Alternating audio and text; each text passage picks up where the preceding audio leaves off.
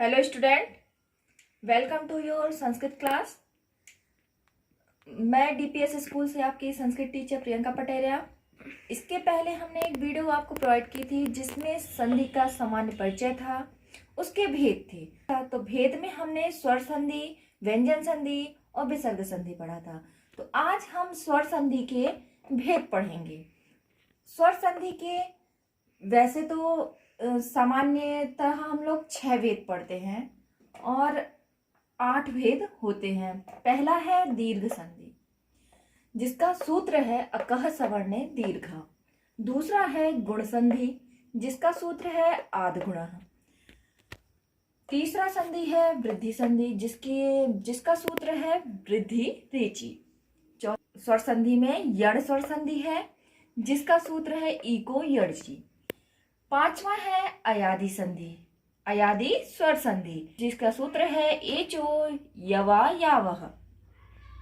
पांचवा आपका पूर्व रूप स्वर संधि है, जिसका सूत्र है एंग पदांतादपि। सातवां है आपका पर रूप संधि, पर रूप स्वर संधि, जिसका सूत्र है एंगी पर रूपम। प्रकृति भाव संधि, जिसका सूत्र है लुप्त प्रक्रिया अचिन्त्यम। तो स्टूडेंट आपको बता दें कि जो ये सूत्र हैं, इन सूत्र में ही संधि का नियम छुपा होता है। क्योंकि आप अभी ना तो अक जानते हैं, कुछ आप लोग जानते नहीं हैं इसमें जितने भी प्रत्याहार दिए हैं, तो इस कारण से हम इन सूत्रों से आपको संधि विच्छेद ना करके सीधा सीधा जैसे संधि होते हैं वैसा हम आपको बता रहे हैं। तो स्टूडेंट, अभी हमने स्वर संधि के सारे भेद पता किए थे। तो हम स्वर संधि में हमने पूरे भेद के साथ साथ उसके सूत्र भी बताए थे। सूत्र आपको याद करने की कोई जरूरत नहीं है। आपको हम अब स्वर संधि का पहला भेद जो कि दीर्घ संधि है, उसका आपको हम कैसे किया जाता है, संधि विच्छेद कैसे किया जाता है और संधि शब्द कैसे बनाया जाता, उनके नियम बता रहे हैं।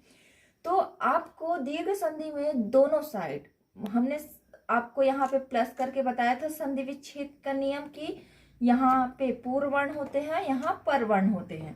तो पूर्व वर्ण में चाहे आपका अ आए या बड़ा आ आए, प्लस आपका छोटा आ आए चाहे बड़ा आ आए, तो ये दोनों मिलकर आपके बड़े आ बन जाते हैं। मतलब समान स्वर, यहाँ पे हम स्वर संधि की बात कर रहे हैं तो स्वर ही आएगा आपके, चाहे इस साइड हो परवर्ण में हो, पूर्व वर्ण में हो या परवर्ण में हो, दोनों साइड आपके स्वर आएंगे। तो आपका समान स्वर मिलकर, जैसे देखिए यहाँ पे अ है तो यहाँ भी अ है, दोनों समान स्वर मिलके दीर्घ मतलब बड़ा आ बन जाएगा। ई इस साइड होगी तो इस साइड भी अगर चाहे ई छोटी हो चाहे बड़ी हो, मिलकर बड़ी ई ही बन जाएंगी। उसी प्रकार छोटा ऊ हो या बड़ा ऊ हो, प्लस छोटा ऊ हो या बड़ा ऊ हो, मिलकर वाक्य बड़ा ऊ बन जाएगा।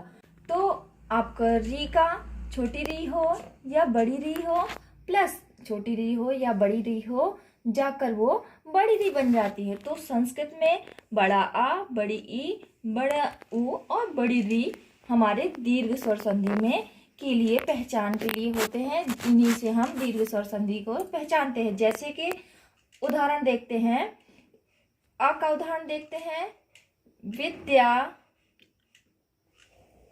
प्लस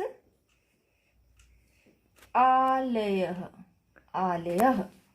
तो इन शब्द को अगर हम जोड़ेंगे तो बन जाएगा विद्यालयः।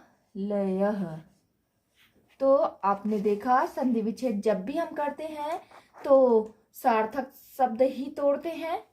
तो यहाँ पे देखिए विद्या का द्या में बड़ा आ है और आलय में भी बड़ा आ है, तो ये आ और ये आ मिलकर आपका बड़ा आ बन गया। तो जो कि विद्या प्लस आलय था तो विद्यालय बन गया।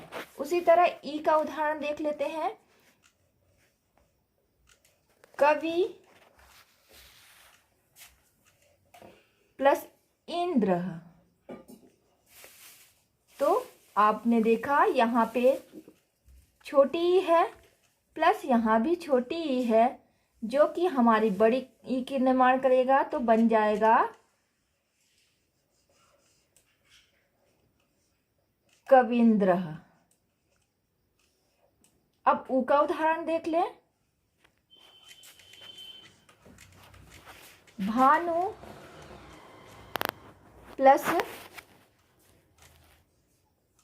उदय,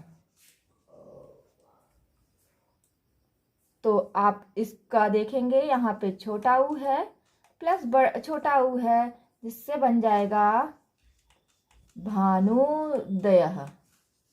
भानुदय, ठीक है। आपने देखा यहाँ पे आपका बड़ा है, यहाँ छोटी बड़ा हो गया, यहाँ बड़ी ई हो गई और यहाँ बड़ा ऊ हो गया। उसी तरह री का उदाहरण भी हम देखेंगे। तो री का उदाहरण देखेंगे, पितु प्लस ऋणम, तो ये री और ये री जाकर बड़ी री बन गई। ये जो आपने आप डबल बार ऐसा देख रहे हैं ना, तो ये बड़ी री का चिन्ह है। तो पितृणम, उसी प्रकार मातृ प्लस ऋणम से बन गया मातृणम। यहाँ पे आपकी री है प्लस यहाँ पर भी आपकी री है, जो कि ये बनने से आपकी बड़ी री बन गई, ऐसा। तो यही चिन्ह आप देखिए यहाँ लगा हुआ है, ठीक है। आपका दीर्घ स्वर संधि कंप्लीट हुआ। स्टूडेंट, अभी हमने स्वर संधि का जो है भेद था, उसका फर्स्ट भेद जो कि दीर्घ स्वर संधि थी, उसके बारे में हमने पढ़ा है और उसके नियम को समझा है। तो अब हम उसके स्वर संधि का दूसरा नियम समझेंगे, जिसका नाम है गुण स्वर संधि। तो उसका नियम समझते हैं। तो अभी आपने देखा था कि आपको समान स्वर की आवश्यकता पड़ रही थी, जिससे वे दीर्घ हो रहे थे। अब लेकिन गुण स्वर संधि में देखेंगे कि असमान स्वर हमें परवर्ण और पूर्ववर्ण में हमें असमान स्वर मिलेंगे, जिससे एक नए स्वर का निर्माण होगा। जैसे कि आ हो या आ हो प्लस ई या बड़ी ई मिलकर हमारे ए का निर्माण करेंगे। बड़ा आ, छोटा आ हो या बड़ा आ हो प्लस छोटा ऊ या बड़ा ऊ मिलकर हमारे ओ का निर्माण करेंगे। उसी प्रकार छोटा आ बड़ा आ प्लस छोटी री या बड़ी री मिलकर हमारे अर का निर्माण करेंगे। छोटा आ और बड़ा आ प्लस ली मिलकर हमारे अल का निर्माण करेंगे। तो हमारे गुण स्वर संधि में ए, ओ, अर और अल, ये 4 प्रकार के वर्ण मिलते हैं। तो इनके उदाहरण हम देख लें। आपका ए का उदाहरण देखते हैं, रमा प्लस ईशः।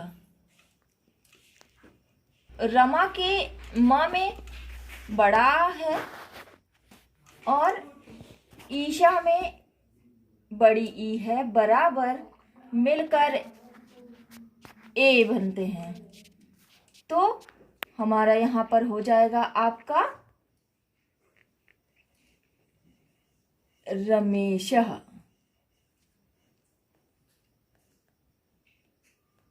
अब ओ के उदाहरण में चलते हैं। तो ओ का उदाहरण है हित प्लस उपदेशः। आप यहां देखेंगे हित के ता में आपका छोटा आ है प्लस उपदेश में छोटा ऊ है, बराबर मिलके क्या बन रहा है, ओ बनेंगे। तो आप यहाँ पे देखेंगे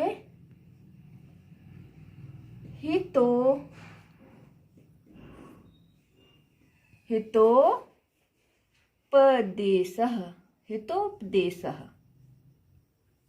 तो आपका देखा आपने, यहाँ पे ए बना, यहाँ ओ बना। अब आए हम अर में चलते हैं। तो देवर्षि,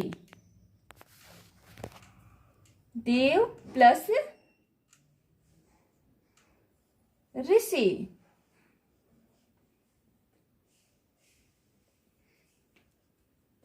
बराबर मिलके बनेंगे देवर्षि।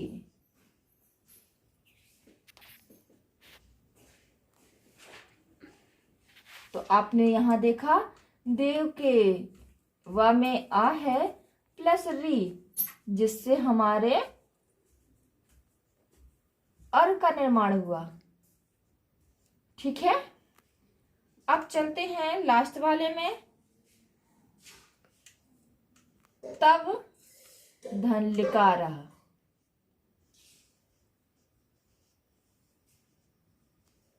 यहाँ पे व में आ है प्लस ली है बराबर, जिसको मिलाकर अल बना, इसका होगा